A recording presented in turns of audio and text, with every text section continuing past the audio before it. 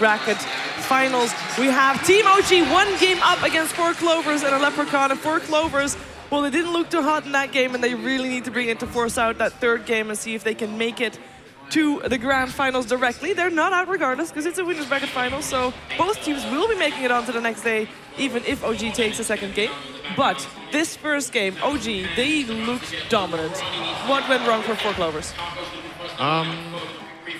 A few things. I think the double kill in mid, for me, is the standout moment that just completely ruins your game plan. Viper got a really fast mech. Treads, they couldn't really kill him. He just got to farm and take over the map.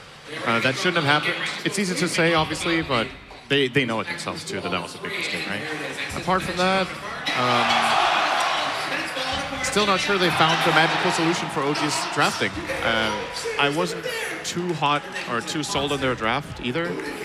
The Phoenix pick, I thought, could have been pretty cool, but they never really got to play their game. They got skirmished all over the place. They never got the organized team fight they wanted. What's up, Lumi? I think OG's strength is their ability to find the best fight for them, always. And a good example is that Roshan fight, is where they were using the Roshan to bait the Radiant team in, and the Radiant was smoked up. They were looking for the RP, and they just kind of got isolated. We never saw that big RP into the Phoenix ultimate, like you were pointing out. I mean, I was skeptical of the Mag pick at the beginning, because I mean, I know you're picking it for the Empower with a Tiny. That makes sense to me with the Aghanims. But that was never really the thing, because the Tiny got so far behind. Yeah, but I just mean in general, like when you're picking that hero into a Rubik, it's obvious. It's like, okay, we're picking it for only one purpose. We know he's not going to have good RPs this game. It's very difficult. And then going back in hindsight and saying, okay, well, he didn't have any RPs, of course. It was like really hard from the draft. Well, we have selected a replay, so let's take a look at what that one is.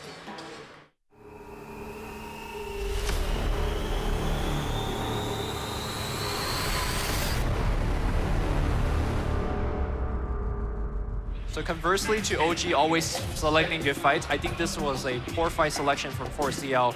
Magnus was 100 gold away from Dagger at this point on. Why don't you just delay the fight? I felt like there was there any pressing reason to they took take a fight this with lack of vision. I think that's another problem here too. They felt pressured, I think. Yeah, I mean, they had nothing really going into this fight, but the problem is they were fighting without knowing that everyone was there. We also saw at the end that RP was actually still in there by Crit, who also played a phenomenal game overall at Rubik, I would say. His standout performances on I think one of the main things in this game, like, they just, 4CL usually play this kind of like constant fighting, like go back, blink, re-engage with Bambo, but like giving them these team fight ultis, like OP, Phoenix ulti, it's just, if we don't hit this one combo, we instant lose. You know what I mean? Like it's a very difficult way to play. And I think they need to throw the game in chaos, and that's why the re-initiating heroes are so good. That's why Bat Rider is so good. I'm even gonna say a punch pick would work for them better than what they're doing now, because it's a hero that would make OG's positioning game normally so good. Kind of, you pull one of them out of position, you get a quick kill, and then you go, go, go, go, go. So Spirit Breaker, Night Stalker, Bat Rider, Pudge, these kind of chaotic, almost pub-like heroes are going to work for them better, I think. I agree with that style. Like the non-stop, just keep fighting, don't rely on big ultimates. I think they're much better as a skirmishing style team, always have been, so that's like a comfort zone thing for them.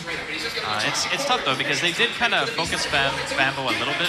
They did take out the offlane Night Stalker, I think, at one point in the second ban phase, and he didn't really get something that we are accustomed to seeing him play. Now, despite the game being fairly one-sided in favor of OG, the game still lasted for quite a while, even when it was fairly clear that OG was on the winning hand. So that is something that 4 Clovers can do. They can delay the game. Knowing that, going into the second game, what should their focus lie on? Well, delaying the game, first and foremost, we have to put down that it's not always a good thing to delay the game. Like, delaying the game usually insinuates that you can buy time to farm items that are actually going to matter for your team. Yeah. In that last game, I felt like even if they can delay it, they're not out-farming the enemy team at any point. OG had more map control, which means they're getting more out of it. It's just delaying the inevitable.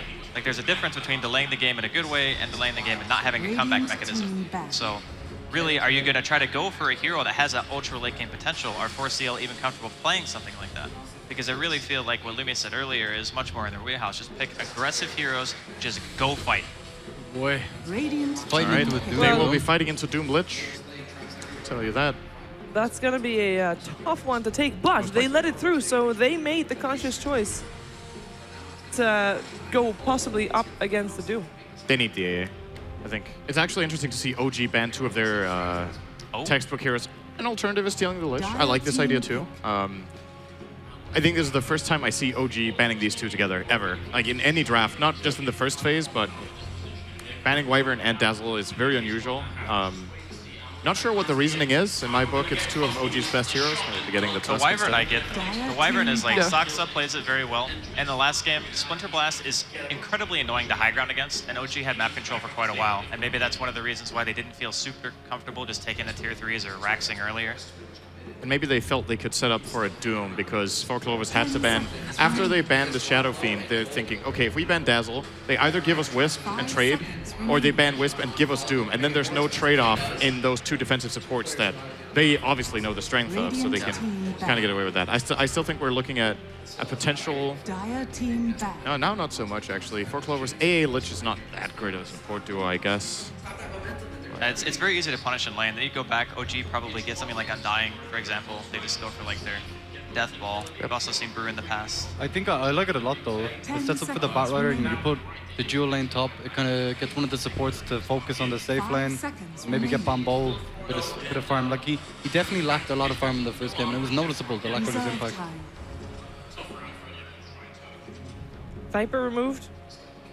I like it. I like it a lot as I mean, well. we were talking about it during the game, and I think PBD even mentioned it in the commentary of Game 1, is Viper is that hero who just wins his lane if he's in a 1v1.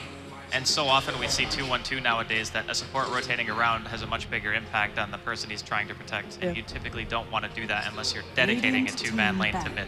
And that just wasn't the case last game, so Miracle just free farmed, killed 2 heroes when they came to gank him, and kind of just snowballed. I think Miracle's actually happy with that pick because he was saying he despises it. I wonder if they're... I don't think anyone actually enjoys I know playing Pycat Viper. does. Oh, that's true. He likes Viper and Sniper. I don't think there's any hero that nobody likes playing in the pro scene even. Maybe. What do you mean? There is no hero that no player likes. He said no one can like Viper. I think every No, hero there has a are player people- that enjoys playing it. Yes. I'm pretty sure. I mean, you could design a hero that's so That would have been a much better extremely way of boring, wording but it. just really good, right? Then, Yeah. I mean, maybe nobody would like it. But And we've seen Empire play Viper in a way that is not typical Viper, as in just fighting all the time. Normally Viper is portrayed as like the passive mid, wins lanes, and just goes forward. No, you can make him super aggressive, and then he is super fun to watch as well. 10 seconds remaining. They can make him super fun. Okay, Shane, slightly fun to watch then. You're trying to sell me Viper here. It's not working. Oh, you Like, could go Dagon Well- E-Blade.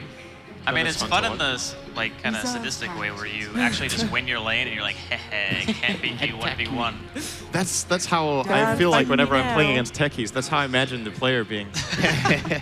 I am turning this into another game than Dota with my pick. Oh, I'm glad that hero got nerfed to the ground. I have to deal with that so much more. Undying from I Four think Clovers. is it more of a deny from OG than it is. is actually Yeah. picking it for themselves? Because I mean, the synergy isn't amazing right now for those 2 heroes, like Lich Undying. oh But boy.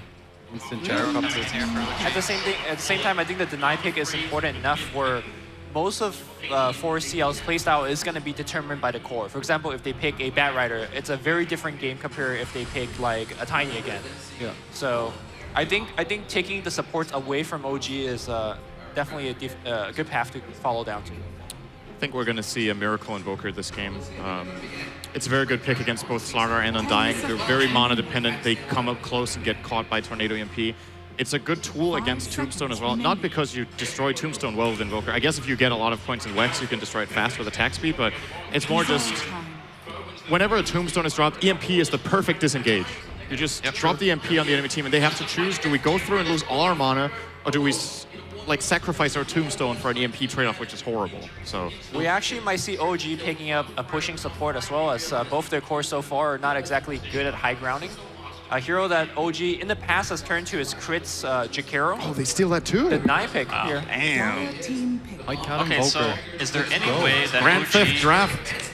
Do OG possibly put Doom with No Tail and then pick Darkseer? Or is No Tail just not a Doom player? Is that where we're at right now? I haven't seen him play Doom.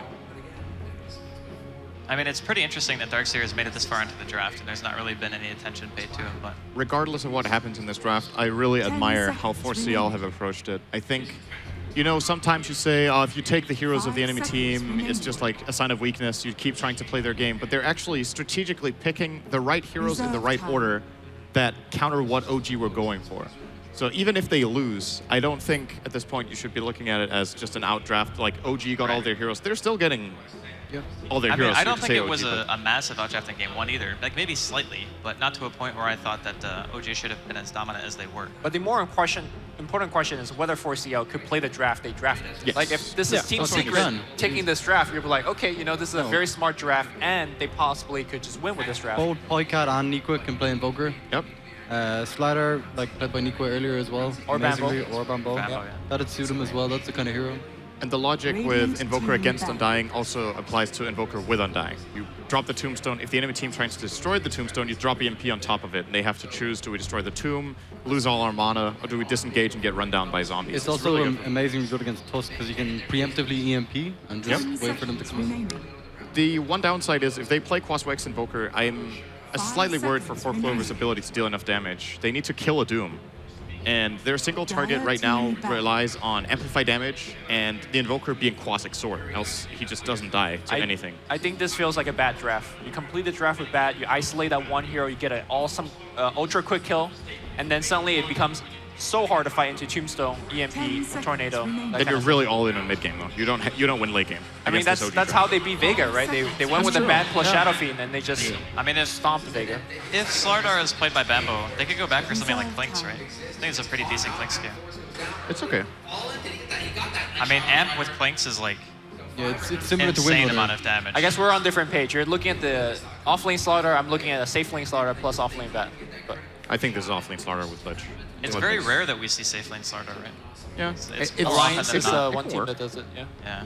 They can I also mean, still it's- play the Invoker safe lane. I don't know how much we've considered that. That's still an option. Then they put a mid-core. I really like Invoker safe lane if you go Quasic Sword Yes. and get lots of farm, get early ags. You do so much damage, especially Early if Necro Book is also very you, good. yeah. I mean, they could also do Slaughter and Wind Ranger for just damage. Windranger is nice. It's also the Night pick. I think I'm starting to think. Okay, what does? Oh, it's banned actually. Yeah. Wait, Okay. what remains for Miracle? Like out of the hero pool we've seen in play, Alchemist now banned out. He plays Alchemist, Invoker, Windranger. He plays Viper, Shadow Fiend. All those 5 are banned. I'm sure he can play Doom Or and picked. they can send no tail mid. He's 8K. Yeah. No, he actually He can plays play Gyro. Gyro. He plays can play Gyro. Yeah, you can play Gyro too. And then you That's give true. like No-Tail Beastmaster if they want to go that route. Oh, Beast is actually a really interesting idea.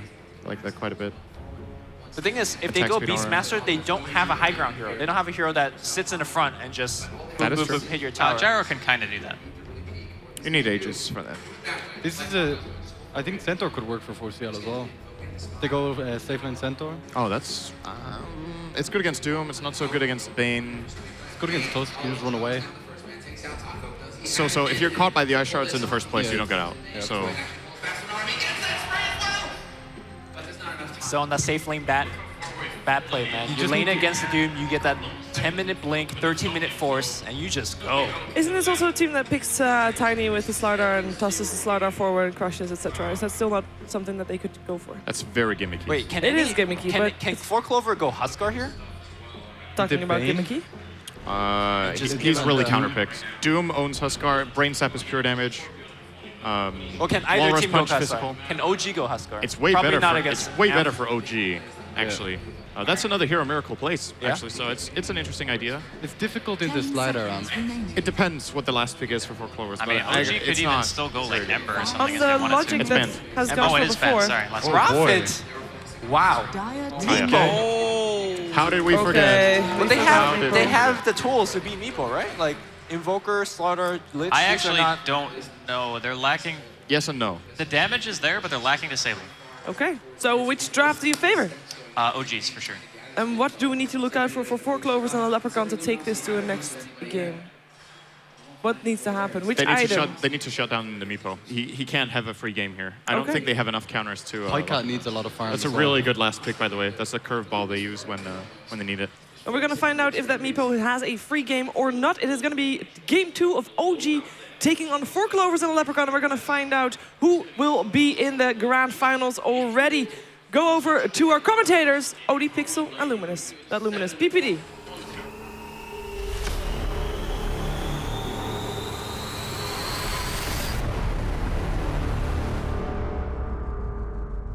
Hello, welcome back to the panel. I'm OD Pixel, I'm here with PPT. And we're ready to get ourselves into game 2 between 4Clovers and OG. Let's get ourselves straight in. And PPT, we're being treated to a no-tell Meepo game. Is this the game for Meepo? I don't think it's a great game for Meepo. I think we're probably going to see PyCat go for the Exort Invoker, who is very, very good with all of his AoE spells to deal with Meepo. They also have a Lich, Slardar AoE stun. Meepo's pretty good against Undying. I'm not sure how the Furion matchup is, but I imagine it's probably pretty good for Meepo. I haven't seen a lot of Furion, so not too familiar with that, but generally I like Meepo when they have some sort of save, like with a Dazzle or something. They have the Tusk for the Snowball, and maybe Doom gets an early mech as a possibility, but they don't have a lot of defensive capabilities to keep their Meepo alive if he does get caught. So that's something they're missing here. I mean, obviously, if the Meepo doesn't work out, the rest of OG's lineup, pretty much standard 6.85 stuff here from the boys. Yeah, they got a lot of comfort heroes for them. They're mixing it up. They don't play a lot of Doom. They generally like to play against the Doom. They've been banning it a lot as well. 4CL doesn't have like a lot of heal, which is a way a lot of teams deal with the Doom. But Undying has a possibility of maybe finding some early farm. He can heal up his teammates, get a mech.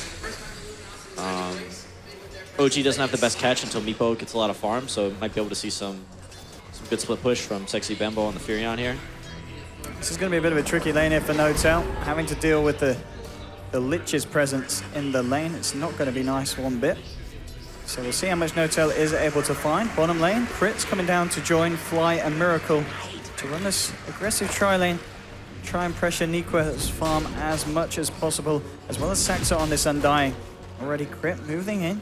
See if they can find an opening. Miracle has got their Rocket Barrage ready for some kind of action. He's susceptible to dying right now. Crit as well, holding onto the skill point, just seeing if Shards or Snowball is going to be the thing to get the kill when the situation arises. But yeah, they play it safe, and with that, they're actually going to send Nikra and Undying up to the top lane, so dodging the lane entirely here, people. And in fact, maybe going for a kill. Doesn't have Scorched Earth. I think this is probably your first blood if we see some good body blocking. Well, this lane rotation working out absolutely perfectly, and Nikra gets the first blood. All right, 4CNL turning up. I mean, that movement there from the bottom lane, I guess Moon just was not expecting it at all. Definitely was not. He was having a little bit of a rough time in the laning phase, actually, against Bambo. He had to use his Scorched Earth. I don't know if he was trying to harass Bambo or just trying to farm the creeps without having to deal with the tree and harass, but Scorched Earth was on cooldown there. He didn't save it for a gank, and now he's giving up the first blood to Nikwa. All right, mid lane, PyCat is going in with the cold snap onto Crit. EGM trying to get in range there for the Frost Blast. Isn't going to happen.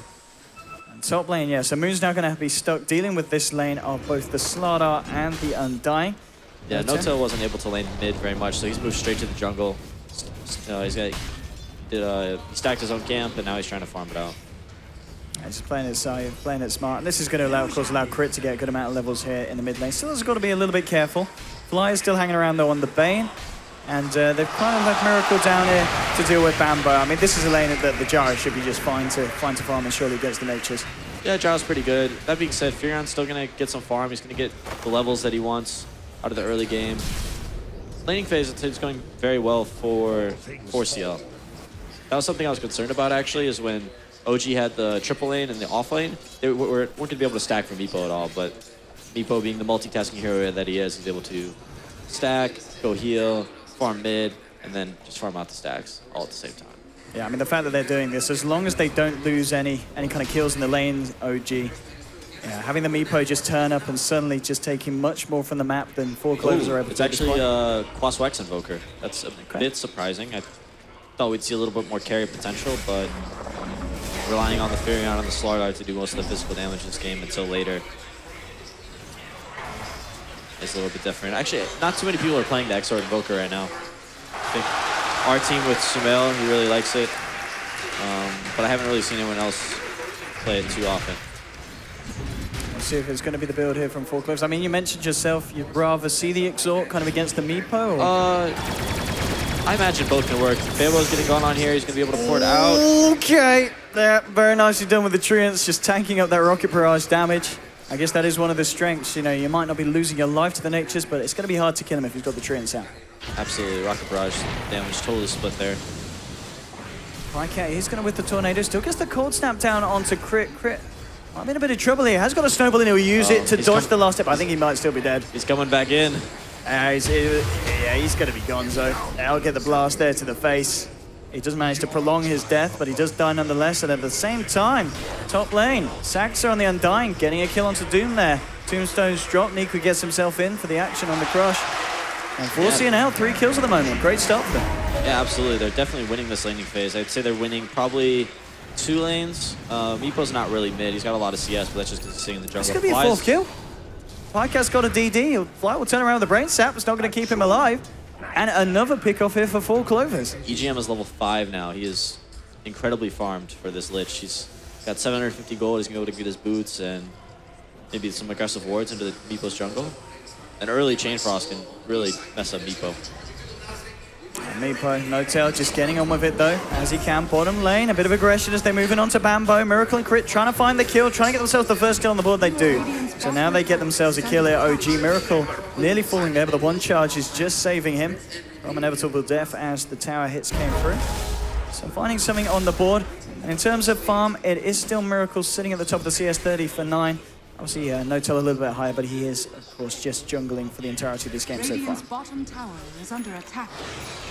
Niku, they're thinking about moving in onto Moon. As the crush, Saxon does have a tombstone, but with the Scorched Earth out, 3 points in it at this point as well. As Moon has still been able to find the levels. He's level 6 now. EGM's come in with a rotation. They're waiting for the Scorched Earth to go down, and then we're trying to make the play. Moon goes into the side shop to shop. Looks like there's going to be ports in. Here comes Gyrocopter with call down. Can he get there in time to turn? Miracle drops the cooldown. Moon gets the Doom. He pops the charges. Moon's going to survive this one. Turns around Rose the net. The right click's actually from EGM. Enough to finish it off. The flat cannon shots from Miracle chasing down Saxa as well.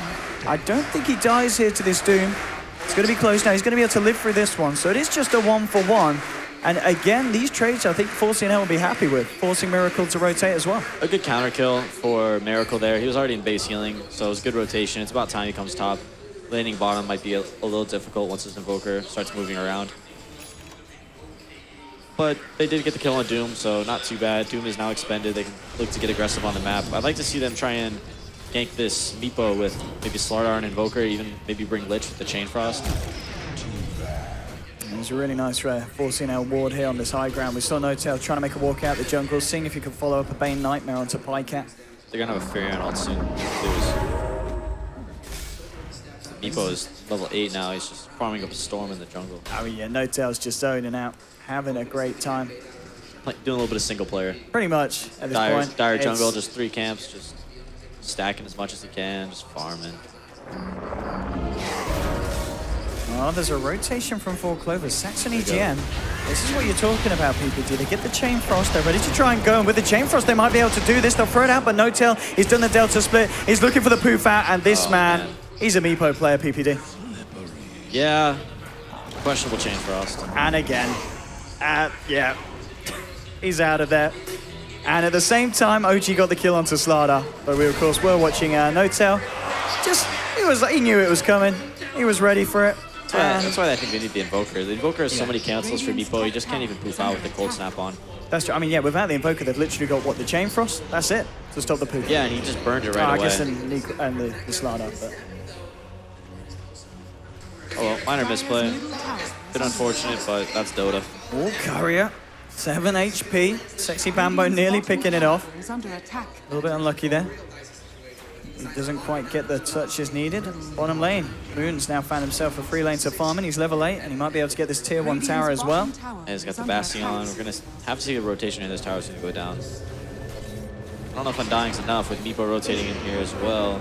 Moon's got scored 7-5. Double damage. He doesn't go with Meepo. this for a Doom, does he? Does he Doom and go? Yeah, Okay. They're going to get the tower and the kill here. There's nothing yeah. they can do. Any ports in. Oh, I guess Invoker might be able to do something. Radiant structures. Oh, Is Glyph. he going to follow through with it? Yeah, Pycat is going to try. Saxa will go down. They'll get the cold snap onto Moon. There's your EMP, but they've lost the tower. In comes Niku. Can he get the crush up in time? And he can. And No-Tail's now out of the mana. That was a huge EMP.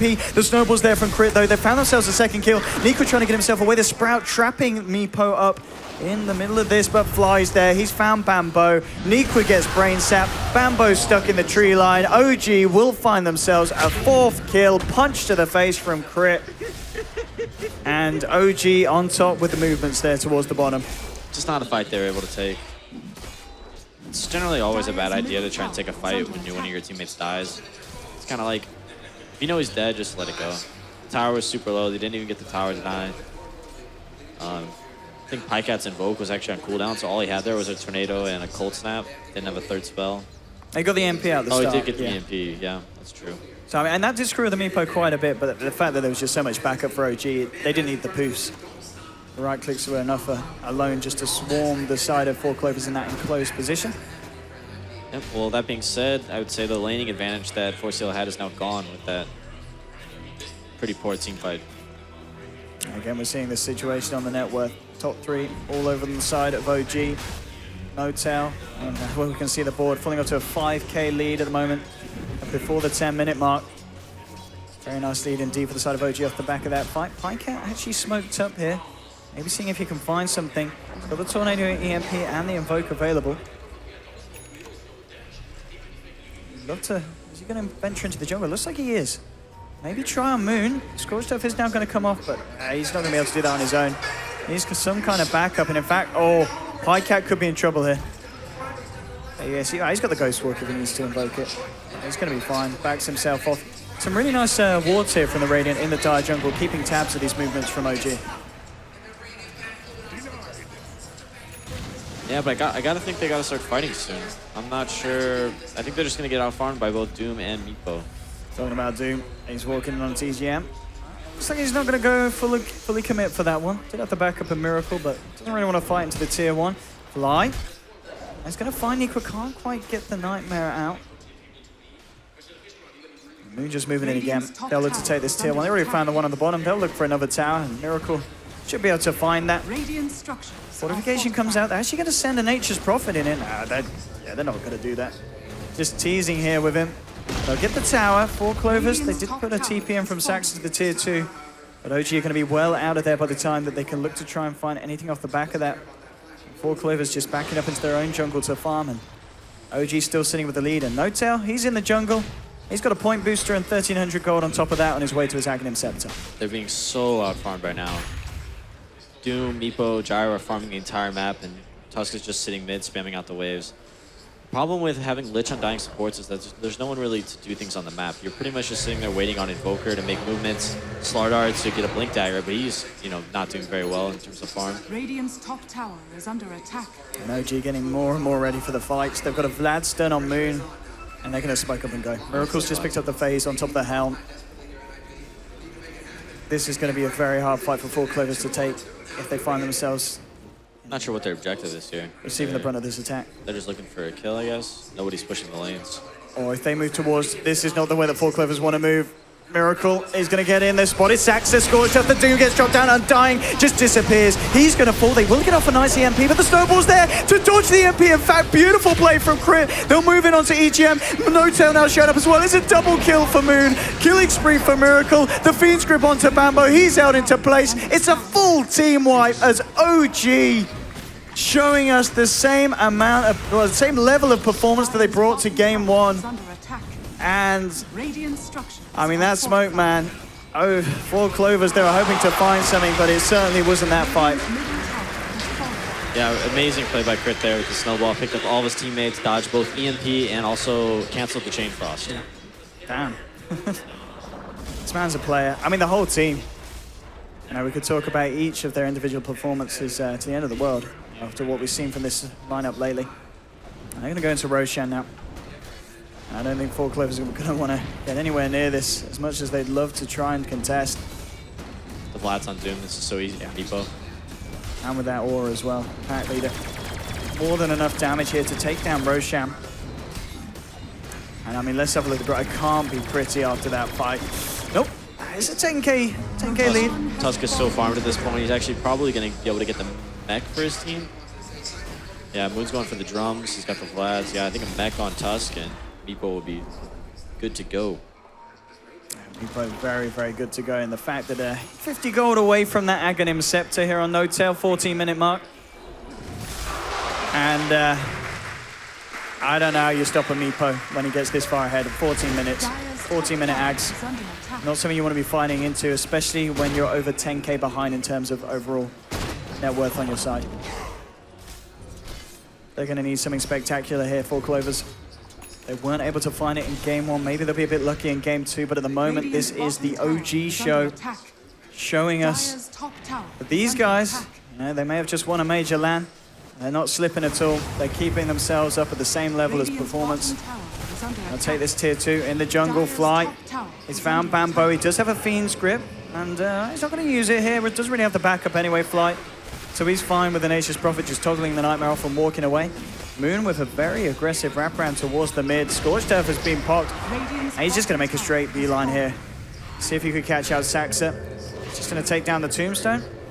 There's more gold for me. Yes, please, top lane. The fight kicking off as Nikwa is caught out by the nets. There's the poofs coming through. The EMP will connect onto the majority of the Meepos. They've actually lost the Bane here. Nikwa trying to shoot this out in the tree line. They'll get that kill, though. Dominating streak for Miracle. They're not done. No tail. He gets the nets onto EGM. Poofs in. Takes a kill. Lich to fall. And a 2-for-1. They do lose the courier. And hang on, what did that courier have on? Okay, it was just the Asher. I was going to say the axe was already delivered. Yeah, Meepo's already got the axe. Blink Dagger now done on crit. So, I mean, it's the Asher. It's 2k net worth lost. But when you're at a point where you're pretty much 14k net worth ahead, it doesn't really matter that Yeah, much. even without the Asher, he's still 1,000 gold ahead of Invoker. Yeah. Who's the highest farmer for 4CL. Slardar is just so far away from being able to do anything in this game. And Moon, he's looking for more. Doom's dropped onto Saxa, looking for the chase down. Saxa, he's not got a hope in hell, and Doom's going to send him straight there. One more slap to the back. Moon now on a mega kill streak. And top lane, fortification will come out. Tier 2 is about to drop. And we'll see if Niku can get the deny. Nope, well, he might be in trouble himself. And yeah, Crit dodging everything out that the Slaughter was trying to throw at them and throwing everything back in his face. Another kill here for OG. Tier 2 down top.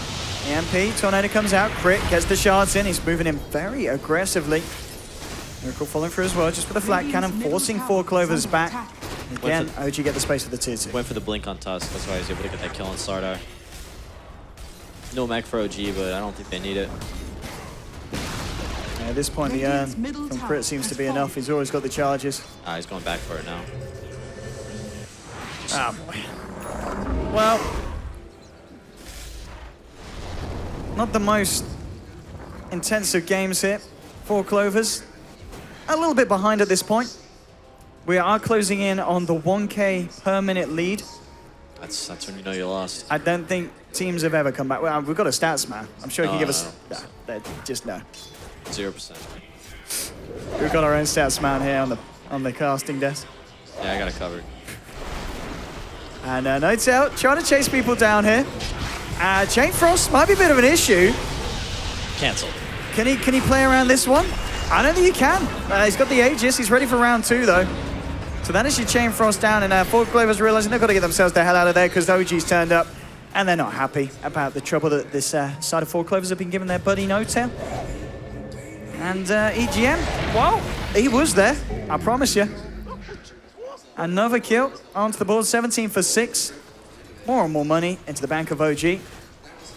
Bambo, well, he probably wants to leave this lane. He might not get the chance to.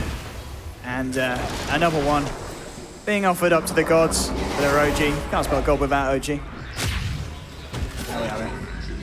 I know. And meanwhile, at the same time, mid lane, they're just trying to push it onto the tier 3. They're all back up as the Amplify gets laid down onto Moon. Dire's top tower is under attack. But this has got to be not the best of situations that 4 Clovers have been in, to say the least. And who could blame them? OG looking as strong as ever. And No Tail, he's got himself a DD bottled up as well for the next fight. Has that blink on top of the Aghanims. I don't know, PPD. What can you say? Say, man. You'll maybe see a high ground push here pretty soon. See if 4CL can pull off a miracle, but I don't think they have enough damage to really kill anyone. Is under attack. Bambo, yeah, he's going to want to do that. He is certainly going to want to do that. Crit, doesn't have any detection. Bambo's just going to sit there under the Shadow Amulet. Pretty much the only way that he keeps his life intact here. Just get some experience. Making the most what he can at this point. 20k gold lead. It's not stopping. It's certainly not stopping that graph. Pretty much straight linear progression, further and further into the realms of OG. I'm just gonna have a pause here. See what Moon's up to. And we're ready. We're ready. He's good. Game's taking a bit of a toll on Moon. Certainly a hard one for the man. And that's your mech done. Sorry, for Crit. So it's Crit playing the Tusk. Moon on his Doom. How's he doing? He's got the plate mail 1700 gold on top of the drums and the Vlads. A Miracle with the Manta start. Smoking. Trying to go for the gyrocopter here. This could be it. We saw them make a big pick-off onto Miracle on in the first game. Still no blink on Slardar. They're going to need Highcat to initiate this gank. Tier 1 tower is here, though, for trying to bait the Manta illusion. Hey, Miracle. Tornado's off point. Miracle's just going to be able to walk this off with the phase and the Manta.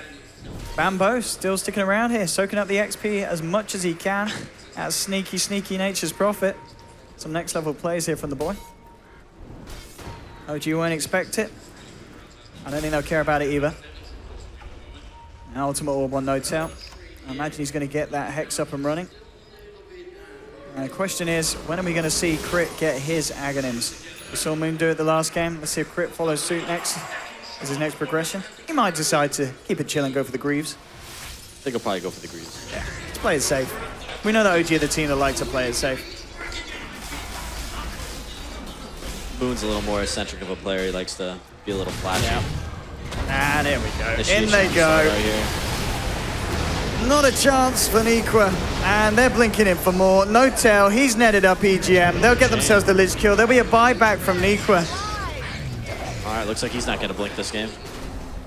And, yeah. I don't think they're going to do a whole lot this game. 20-6, OG. Having no mercy at all there on the side of Four Clovers, as they're very happy, looking to take this one 2-0 against the side and get themselves that confirmed slot in the grand finals. Well, they'll obviously have to place either against this team again or up against the side of Empire. The last two teams in it. And I think OG, I think they're loving this LAN PPD. It's been pretty relaxed for them. This is their second best of 3, and they've pretty much already secured their spot into the grand final. Moon. He's coming into the jungle. Bambo, he's fine. He's got his Shadow Amulet. We've seen him make things happen with that previously. And No Tail. How's he doing on terms of the money? 2K on top of the Ultimate Orb. More and more for this Meepo. The individual hero's net worth. It's just Bane that's slipping. Fly needs to step it up a bit. He's below 3 of the heroes on the side of Four Clovers and can't be having that. 8K on this Crit Tusk. 1.3K ahead of the Pycat Invoker. I can't remember a game where we've seen this much difference in terms of the farm. OG have just taken full control of the map, full control of the game, and they haven't slowed down at all. 25,000 lead here for the boys. This has got to be one of the most one-sided games I've seen in a long time. Yeah, but you know, you generally don't tap out of a Dota game until you lose some barracks, so they're just kind of waiting on that. Epo's a hero that gets super head and experience, so that graph's a little inflated. But you know, maybe if they kill Meepo somehow, they can. If they kill Meepo like 2 or 3 times, they can catch back up to some extent. They don't really have better team fight this game. Dire's top tower is under attack. Lich and Undying are nice, but at this point, Undying is just like a melee creep. Not too great. OG. Just playing the classic here, just holding on for that Roshan. Miracle and Crit feeling confident enough to move in on their own. Nikwa, he's getting closer and closer to that Blink Dagger. 1,700 gold on the Slardar. And here we go, No Tail joins in, and the pushing power at the Meepo. He'll start to take shots. All of his Meepos. Pycat's got an Orchid. And at the same time, AC on Moon. And Miracle will get caught out here. It's going to be topped up here by the mech from Crit. Yeah, you gotta see what they did there is they force CL to respect the push and bring them back into their base so they can stop farming the other side of the map. All that remains top now is Sexy Bambo and the Furion. He's trying to work onto that. Supposed to be an Orchid himself here with the Oblivion. Fly there to try and Push this lane back out, and OG take Roshan in a matter of seconds. Aegis now on Notel. Do have the blink on Nico. So some item pickups coming out for the side of 4 Clovers.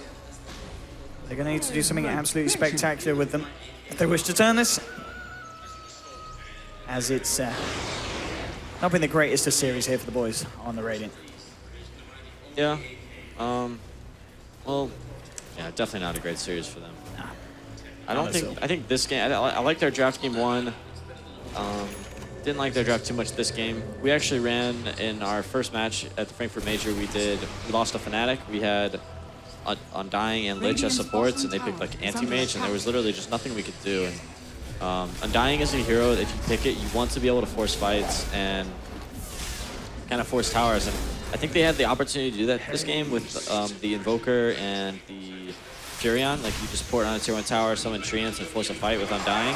But they didn't do that. They kind of tried to react to what OG was doing and let OG be the aggressors when they should have been the one making plays. That first smoke gank into the jungle where they blew the Chain Frost on Meepo and didn't kill him, that was... oh, Furion goes down in the bottom lane. But yeah, that first gank really set them behind and they had a plan, and then that failed, and then they just kind of lost direction. There we go. OG ready to break the base, take the tier 3, the racks falling at an insane pace. Dota moves forward, gets the net down EGM. Nico will find the crush. Miracle's got the cooldown. It's going to be a big one as well, connecting onto 3. And they're just disappearing. That's a dieback on your Nature's Prophet. I'm not surprised about that stat at all. And GG well played is called. OG absolutely on form. Take the series, and 4 Clovers. They're going to need a few drinks tonight. That was an absolute battering from the side of OG the entire series. 24-6, they come out on top. And OG, as we were saying, just on the same form that we expected after we saw their performance of the Major PPD. That was good. I think that they're definitely outclassing most of the teams here, and you can see that in their play. This match wasn't very close. The series wasn't very close. I think they played what, Empire first?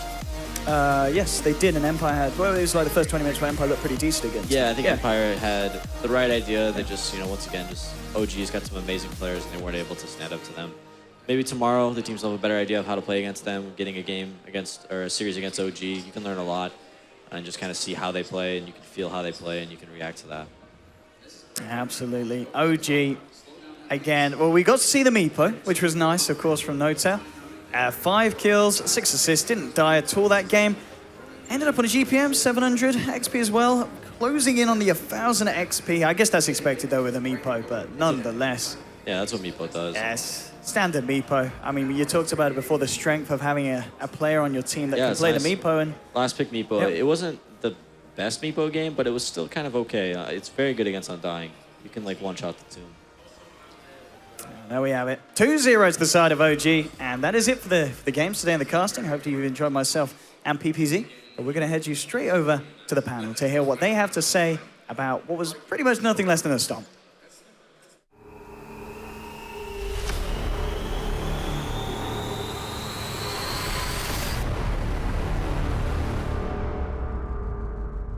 Now, welcome back to the panel indeed, and we mentioned before the game started what needed to happen for OG to do well, or rather for 4 Clovers to force out that 3rd game, and the answer was make sure that Meepo does not have a free game. Didn't have entirely a free game, said it might not be the best Meepo game, but definitely still was able to bring the pain on 4 Clovers and a Leprechaun. What went wrong for them? I'm not sure where to start. I think it's one of those games where I think the way they put their lanes was actually fine. They got outmaneuvered in every single move. It was, I think Peter hit the nail on the head when he said they were the ones putting on the aggression when it should have been the other way around. Yep. When you have Undying, you can't be playing defense all the time. You have to go take some chances, play aggressively with the tombstone. They did though. Like top lane, we had the Prophet TP in, they dropped the tomb, they were getting kills. Mid lane, they were putting a ton of harass on the Meepo with Invoker plus Lich early. But they weren't doing it consistently throughout the game. The thing that happened with the Meepo was he got level 3 and then he went jungle and they put crit mid. So they just were able to distribute their resources in a very effective way. The one fight at the top tower, I can't remember how well it went. It can't have gone that well because they didn't get many kills this game. They traded 1 for 1. They traded 1 for 1. It's really frustrating in those kind of games because you know what's happening constantly, but you you feel like you can't make the moves, but you have no choice. So I think they should have just kept on trying to play aggressively. If it fails, so be it. But their lineup wasn't tailored to just slow play and farm against what the enemy team had, and OG could just took control of the map. For me, like, I love my Invoker, and I don't want to flame Pycat too much, but it just didn't... Only a little bit. It didn't really do it for me, like... Think you should have gone Quasic Sword, or...? No, he missed, like, 6 or so tornadoes in a row, you know, wasn't great. Isn't that maybe super outmaneuvered from OG? You know, silver lining? Yeah, okay, we can go with that. I think the Tusk also makes it hard for Invoker with Quaswex. We've seen it in a couple of games with in the EMP. team fights, in the mid game, Crit made his life difficult with that snowball. Yeah. But I wasn't really talking about that. I was talking like more. That's a sick transition Yes, for a because replay. I believe that is the fight that we are indeed going to see in our replay.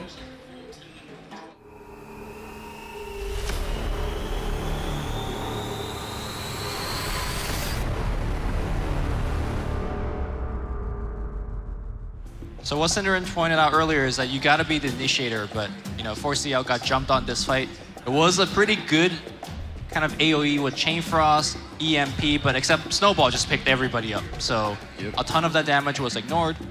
And Crit to me, well, Tusk to me is just an amazing hero. He just make a whole bunch of plays. It's kind of the same thing as the last game though. Like this team fight, they had the one combo, they had the Tornado EMP, and then when it's done, it's kind of like, uh-oh. You know, what do we do now? When the Meepo just continuously pushes towards them and continues the fight, you know? They don't have a stun for the Tusk apart from Slardar. So in this game, it's particularly easy for Crit to just walk into the middle of the fight and be like, okay, I can tank the Tornado, no biggie. Immediately after, just snowballs and saves everyone. There has to be a combination play here, but it's really difficult to make it because Tornado into Crush is, you have like 0.1 second before the snowball comes out. So you can't expect that out of the team to perform it. And in a way, like at the point this fight happens, the game is already over. Like they lost this game for me at minutes 10 to 15 when they hadn't put on enough aggression and just lost a couple of fight skirmishes. So they had to play more aggressively early on. It's easier said than done against a team like OG, but there was no other way of winning the game, so they had to try first. It's very difficult also to play very aggressive against the Bane. We had Bane player Fly, and we have the chance to talk to Fly in a winner's interview.